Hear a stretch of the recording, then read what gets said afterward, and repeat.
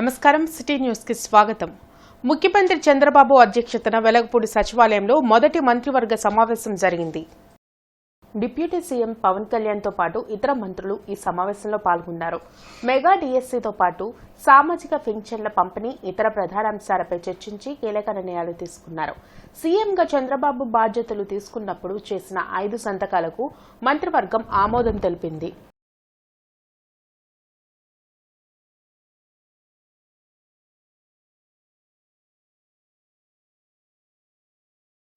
IT, Vidya, RTG శాఖల మంత్రిగా నారా లోకేష్ బాధ్యతలు స్వీకరించారు. వెలగపూడి సచివాలయంలో ఆయనకు కేటాయించిన ఛాంబర్లో ప్రత్యేక పూజల అనంతరం బాధ్యతలు స్వీకరించారు. ఈ సందర్భంగా మెగా డీఎస్సీ విధి విధానాలపై మంత్రి లోకేష్ తొలి సంతకం చేశారు. పలువురు మంత్రి నారా లోకేష్ ను అభినందించారు.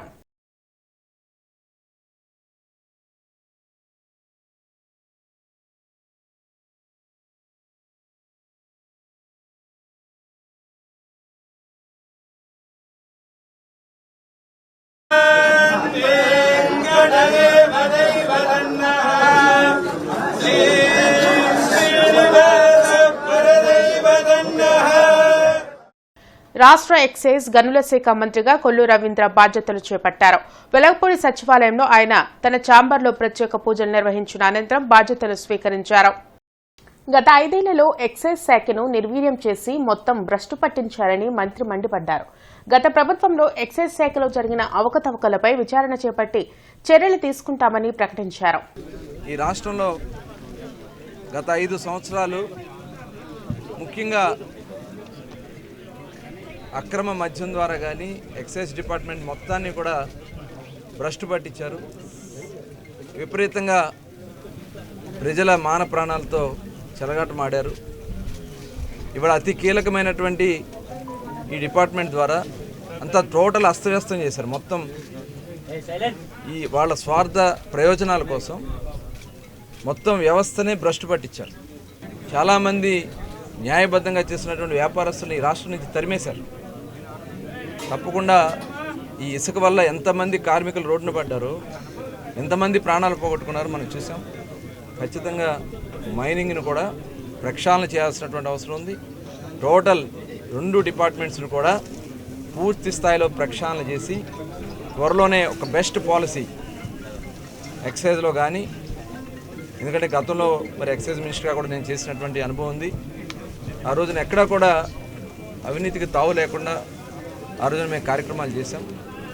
పార్లమెంట్ సమావేశాలు ప్రారంభమయ్యాయి. ఎంపీలతో ప్రొటెం స్పీకర్ భర్తృహరి మెహతాబ్ ప్రమాణం చేయించారు. గుంటూరు పార్లమెంట్ సభ్యులు పెమ్మసాని చంద్రశేఖర్ ప్రమాణం చేశారు.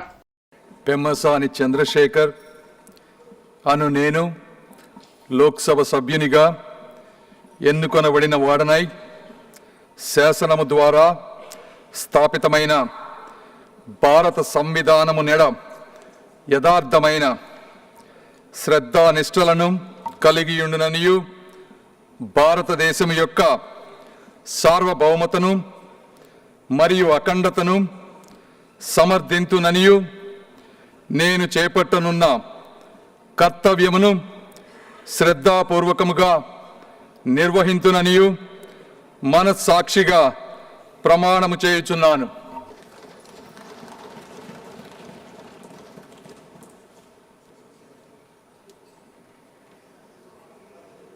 తూర్పు నియోజకవర్గంలో ఎమ్మెల్యే నజీర్ అహ్మద్ పర్యటించారు. ప్రగతి నగర్ పరిసర ప్రాంతాల్లో పర్యటించిన ఎమ్మెల్యే నజీర్ అహ్మద్ స్థానికంగా ప్రజలు ఎదుర్కొంటున్న సమస్యలను అడిగి తెలుసుకున్నారు. చిన్న వర్షానికే డ్రైనేజీ పొంగి స్థానికులు ఇబ్బందులు పడుతున్నట్లు చెప్పారు. గతంలో ఉన్న నాయకులు సమస్యల పరిష్కారం కోసం కృషి చేయకుండా కాలయాపన చేశారన్నారు. ప్రతి ఇంటికి నీటి కుళాయి సౌకర్యం కల్పించడంతో పాటు సూపర్ స్ట్రక్చరల్ ట్యాక్స్, ఖాళీ స్థలాలలో నీరు నిల్వకుండా చర్యలు తీసుకుంటామన్నారు. ప్రగతి నగర్లో మౌలిక వసతుల కల్పన కోసం ప్రతి ఒక్కరూ సహకరించాలని కోరారు. 18 సంవత్సరాల నుంచి ఉన్నటువంటి ప్రగతి నగర్ ప్రాంతంలో వందలాది కుటుంబాలు, దాదాపు 1000 కుటుంబాలు నివసించేటువంటి ప్రాంతానికి 18 సంవత్సరాల్లో కనీసం రోడ్లు, డ్రైన్లు, వీధి దీపాలు లేనటువంటి పరిస్థితులు ఉన్నాయి. నిత్యం ఒక చినుకు వాన పడితే ఇళ్లలోకి మురికి నీరు చేరి అనేక రకాల జ్వరాలకు ఈరోజు ఈ ప్రాంతం నిలవైనటువంటి పరిస్థితులు ఉన్నాయి. కనీసం ఇప్పటికీ అనేక సార్లు కార్పొరేషన్ అధికారులు కానీ అలాగే నాయకులు కానీ ఇక్కడికి వచ్చి పలకరించినటువంటి పరిస్థితులు ఉన్నాయి. కానీ ఎక్కడ కూడా ఒక్క పాయింట్ కూడా అభివృద్ధి చేయనటువంటి పరిస్థితులు. ఈరోజు పూర్తిగా ఈ ప్రాంతంలో పర్యటించి ముఖ్యంగా ఇక్కడ నివసిస్తున్నటువంటి ప్రతి ఒక్కరికి కూడా సూపర్ స్ట్రక్చరల్ ట్యాక్స్ కింద ట్యాక్స్ వేసేటువంటి కార్యక్రమంతో పాటు ప్రతి ఇంటికి కూడా సురక్షితమైనటువంటి మంచినీరు అందించేటువంటి కార్యక్రమానికి శ్రీకారం చుట్టడం జరిగింది. జిల్లా కలెక్టర్ కార్యాలయంలో జరిగిన ప్రజా ఫిర్యాదులు పరిష్కార వేదిక కార్యక్రమంలో బాధితులు పాల్గొని తమ సమస్యలను పరిష్కరించాలని వినతి పత్రాలను అందజేశారు. ప్రజా ఫిర్యాదులు పరిష్కార వేదిక కార్యక్రమంలో బాధితుల నుండి వినతి పత్రాలను స్వీకరించిన జిల్లా కలెక్టర్ సమస్యలను పరిష్కరించాలని సంబంధిత అధికారులను ఆదేశించారు. రైతుల సమస్యలను పరిష్కరించాలని డిమాండ్ చేస్తూ రైతు సంఘం నాయకులు జిల్లా కలెక్టర్కు వినతి పత్రాన్ని అందజేశారు. కాలువల్లో నీటిపారుదలకు చర్యలు తీసుకోవడంతో పాటు కౌలు రైతుల సమస్యలు పరిష్కరించాలని కోరారు. పాడి రైతులకు సబ్సిడీలు ఇచ్చేలా జిల్లా కలెక్టర్ చర్యలు తీసుకోవాలని కోరారు. అడవి తక్కెలపాడులోని టిట్కో ఇళ్ల వద్ద కనీస సౌకర్యాలను కల్పించాలని స్థానికులు వినతి పత్రం అందజేశారు. గత ప్రభుత్వం టిట్కో ఇళ్లను పట్టించుకోకపోవడం వల్ల పిచ్చి చెట్లు పెరిగి ఇబ్బందులు పడుతున్నట్లు చెప్పారు. తమ సమస్యలు పరిష్కరించేలా చర్యలు తీసుకోవాలని డిమాండ్ చేశారు. సీజన్ ప్రారంభమైంది కాబట్టి ఇప్పుడు పంట కాలాలకు సంబంధించి పూర్తిగా చెత్తతో తూటికాడతోటి రకరకాలుగా కంపలతోటి మొత్తం నిండిపోయింది. ఇప్పుడు వర్షాలు లేని టైంలోనే వెంటనే దాన్ని బాగు చేస్తే శుభ్రంగా ఉంటుంది. రేపు కాలువలు కూడా సక్రమంగా పారుతాయి. అందువల్ల వెంటనే గత సంవత్సరం కూడా తెలియజేసిన ఎక్కడ శుభ్రం చేయలేదు. దీనివల్ల నష్టం బాగా జరిగింది. అదేవిధంగా దీర్ఘకాలంగా కొండవీటి వాగు ముంపుకి వేలాది గ్రామాలు పంటలు కూడా మునిగిపోతున్న పరిస్థితి. కానీ దానికి శాశ్వత పరిష్కారం లేదు. అందువల్ల దానికి వెంటనే పరిష్కారం చూపించాలి. అదేవిధంగా ముఖ్యంగా కౌలు రైతులు ఈ డెల్టా ప్రాంతంలో 80% మంది ఉన్నారు. గత ప్రభుత్వం ఒక జీవో తీసుకొచ్చి ఆ జీవో ద్వారా భూ యజమాని సంతకం ఉంటేనే కార్డులు బ్యాంకు రుణాలు అనడంతో ఇవాళ ఏ కౌలు రైతుకు కూడా న్యాయం జరగల. మేమందరం ఒక అడవి తక్కలపాడు టిట్కో హౌస్ గురించి విన్నవించుకుంటూ వచ్చాము. గతంలో నారా చంద్రబాబు నాయుడు గారు గౌరవ ముఖ్యమంత్రి గారు మా అందరూ ప్రతి ఒక్కరికి పేదవాడికి ఇల్లు నిర్మించి ఇవ్వాలనే ఉద్దేశంతో మాకు అందరికీ మా వంతు లబ్ధిదారుల వంతు కింద 1,00,000 రూపాయలు 50,000 కట్టున్నాము. మా అందరికీ పెద్ద ఎత్తున షేర్ వాల్ వాటా కింద మమ్మల్ని వాటాదారులుగా చేసి రాష్ట్ర అదేవిధంగా సెంట్రల్ ప్రభుత్వంతో మాకు ఇల్లు ఏర్పాటు చేశారు. అయితే ఈ మధ్యన వచ్చిన వైఎస్ఆర్సీపీ ప్రభుత్వం వారు ఆ ఇళ్లను సరిగ్గా పట్టించుకోకపోవడం వల్ల అక్కడంతా బీట్లు బారి రోడ్లు శానిటేషన్ ఇవన్నీ చెట్లు పెరిగిపోయి ఎంత ఒక అడవిలాగా తయారైంది. అదంతా బాగు చేసి ఇవ్వకుండానే మాకు తాళాలు ఇచ్చి ఆ ఇళ్ళకి వెళ్ళమని మాకు వాళ్ళు బలవంతంగా పంపించారు. జూలై 27వ తేదీ నుండి ఆగస్టు 3వ తేదీ వరకు సుప్రీంకోర్టులో ఉన్న కేసుల పరిష్కారం కోసం లోక్ అదాలత్ నిర్వహిస్తున్నట్లు జిల్లా న్యాయ సేవాధికార సంస్థ కార్యదర్శి శైలజ తెలిపారు. జిల్లా న్యాయ సేవ సాధికార సంస్థ కార్యాలయంలో కార్యదర్శి శైలజ మీడియాతో మాట్లాడుతూ సుప్రీంకోర్టులో ఉన్న కేసుల పరిష్కారం కోసం వచ్చిన సదవకాశాన్ని కక్షిదారులు వినియోగించుకోవాలని కోరారు. సుప్రీంకోర్టులో ఉన్న కేసుల కోసం సమయాన్ని ఆదా చేసుకునే విధంగా లోక్ అదాలత్ను నిర్వహిస్తున్నట్లు చెప్పారు. జిల్లా సేవాధికారి సంస్థ ద్వారా సుప్రీంకోర్టులో ఉన్న కేసులు పరిష్కారం కోసం కక్షిదారులు దరఖాస్తు చేసుకోవాలని కోరారు.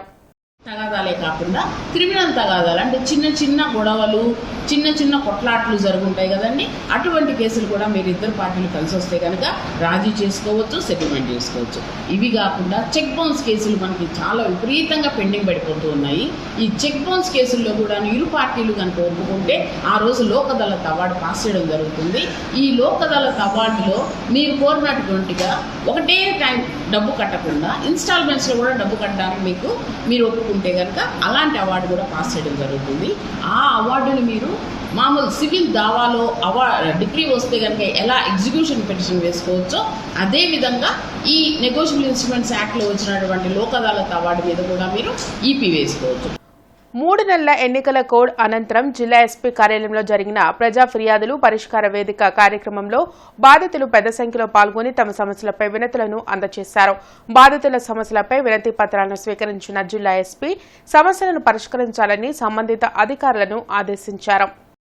ప్రజా ఫిర్యాదులు పరిష్కారాల వేదిక కార్యక్రమంలో ఫిరంగిపురం మండలం మందులపాలెంలో దళితులపై జరుగుతున్న దాడులను ఆపాలని కోరుతూ జిల్లా ఎస్పీకి ఫిర్యాదు చేశారు. ఇటీవల జరిగిన ఎన్నికల్లో గెలిచిన వారు దళితులపై దాడులకు పాల్పడుతున్నారని పోలీసులకు ఫిర్యాదు చేసినా పట్టించుకోవడం లేదని వాపోయారు. దీనిపై జిల్లా ఎస్పీ చర్యలు తీసుకోవాలని కోరారు. పట్టాభిపురానికి చెందిన కృష్ణ అనే వ్యక్తి నుండి నాగరాజు, భాష, తురక రామారావు డబ్బులు తీసుకుని ఇవ్వకుండా ఇబ్బందులకు గురిచేస్తున్నారని ఫిర్యాదులో పేర్కొన్నారు. దీనిపై జిల్లా ఎస్పీ స్పందించి చర్యలు తీసుకోవాలని కోరారు. 4వ తారీఖు లెక్కింపు జరిగిన తర్వాత అదే రోజు సాయంత్రం పూట గెలిచిన పార్టీ వాళ్ళు మాలపల్లె మీద పిరంగపారం మండలం మందులపాలెం అనే గ్రామంలో మాలపల్లె మీద పడి వాళ్ళ ఇష్టాసారంగా ఆడవాళ్ళని కొట్టడము, ఆ జెండాకారతోనే కొట్టడము, మేము గెలిచామని వాళ్ళు ఇష్టం వచ్చినట్టుగా మాట్లాడటం జరుగుతూ ఉంది. ఆ రోజు తెల్లారి వీళ్ళు వెళ్ళి పిరంగపారం స్టేషన్లో కేసు పెట్టడం జరిగింది. అప్పుడు నుంచి ఇప్పుడు దాకా స్టేషన్ల చుట్టూ తిరుగుతూనే ఉన్నారు, కేసు రిజిస్టర్ అవ్వలేదు. ఈరోజు ఎస్పీ గారిని కలవడానికి అక్కడ నుంచి లేడీస్ అందరూ కలిసి మాలలందరూ మాలపల్లి నుంచి రావడం జరిగింది. మల్లుడు గారు ఒక అతనికి అమౌంట్ స్థలం కొనుగోలు విషయంలో అడ్వాన్స్ తీసుకొని మాకు ఇవ్వకుండా జనవరి నెల నుంచి ఈ రోజుకి కూడా తిప్పుతా ఉన్నారు. ఈ విషయంలో మేము సెటిల్మెంట్ కోసం అని చెప్పి భాష అనే ఒక అతను వ్యక్తి ఉన్నాడు. అతను వచ్చి నేను చేస్తాను సెటిల్మెంట్ అని చెప్పి తీసుకొని ఆయన దగ్గరికి తీసుకెళ్ళారు. పట్టాపురంలో వాళ్ళ ఆఫీసు ఎవరిది, భాష గారిది.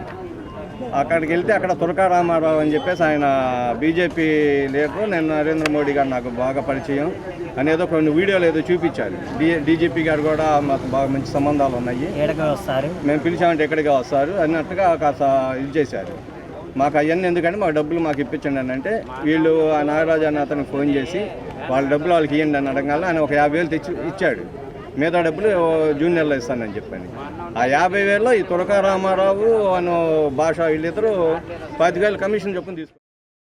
మంత్రి లోకేష్ పై మాజీ ఎంపీ నందిగం సురేష్ చేసిన వ్యాఖ్యలను ఖండిస్తూ టీడీపీ ఆందోళన చేపట్టింది. లార్జ్ సెంటర్ అంబేద్కర్ సెంటర్ వద్ద టీడీపీ నాయకులు జల్దీ అనిల్ కుమార్ ధర్నా చేసి నిరసన తెలిపారు. 5 సంవత్సరాలు ఎంపీగా ఉన్న నందిగం సురేష్ దళితుల సమస్యలపై పార్లమెంటులో ఒక్కసారి కూడా మాట్లాడలేదన్నారు. అంబేద్కర్ విద్యా పథకానికి అంబేద్కర్ పేరును జగన్ తొలగించినప్పుడు నందిగం సురేష్ ఎందుకు మాట్లాడలేదని ప్రశ్నించారు. ఇప్పటికైనా బూట్లు తుడిచే రాజకీయాలను నందిగం సురేష్ మానుకోకుంటే తగిన బుద్ధి చెప్తామని హెచ్చరించారు. బాబు దళిత ద్రోహి నందిగం సురేష్, సూటిగా మిమ్మల్ని 4 ప్రశ్నలు అడుగుతున్నాను. మరి పార్లమెంట్ సభ్యుడిగా నిన్ను ఎన్నుకొని దళితులందరూ పార్లమెంట్ పంపించినప్పుడు ఏ రోజైనా దళితుల సమస్య మీద పార్లమెంట్లో నువ్వు ఏ రోజైనా మాట్లాడావా? ఇక నుంచి నందిగం సురేష్ సూటిగా ఒకటే చెప్తున్నావు, నువ్వు పార్లమెంటుకి వెళ్ళి దళితులపై చేసిందేం లేదు. ఎక్కడైనా కానీ సిగ్గు తెచ్చుకొని దళిత ద్రోహిగా యావత్ మంది ప్రజలు నిన్ను దూషిస్తున్నారు. ఖబర్దార్, రెండోసారి మా నాయకుడు చంద్రబాబు నాయుడిని కానీ లోకేష్ని కానీ మాట్లాడితే ఇదే నువ్వు ఎక్కడైతే బాపట్లలో నీ మందడంలో నీ వాళ్ళు ఈ రోజుకి కూడా ఇసుక దందాలు ఇసుక మాఫియా చేస్తున్నారు, నువ్వు అది మానుకొని బుద్ధిగా నీ ప్రవర్తన మార్చుకుంటావని చెప్పి దళిత జాతి మొత్తం నీకు ఒక అవకాశం ఇస్తుంది. లేని పక్షంలో నువ్వు కూడా వలస వెళ్ళిపోయే. మున్సిపల్ కార్పొరేషన్ ప్రజా ఫిర్యాదులు పరిష్కారాల వేదిక కార్యక్రమం ఎన్నికల తర్వాత తిరిగి ప్రారంభమైంది. 3 నెలల తర్వాత ఎన్నికలు ముగియడంతో ఎన్నికల కోడ్ను తొలగించారు. దీంతో మున్సిపల్ కార్పొరేషన్ కార్యాలయంలో ప్రజా ఫిర్యాదులు పరిష్కారాల వేదిక కార్యక్రమం తిరిగి ప్రారంభమైంది. మున్సిపల్ కార్పొరేషన్ కమిషనర్ కీర్తి చేకూరి ఫిర్యాదుదారుల నుండి వినతి పత్రాలను స్వీకరించారు. బాధితుల సమస్యలు పరిష్కరించాలని సంబంధిత అధికారులను ఆదేశించారు. 3 నెలల తర్వాత ప్రజా ఫిర్యాదులు పరిష్కారాల వేదిక కార్యక్రమం ప్రారంభం కావడంతో బాధితులు పెద్ద సంఖ్యలో పాల్గొన్నారు.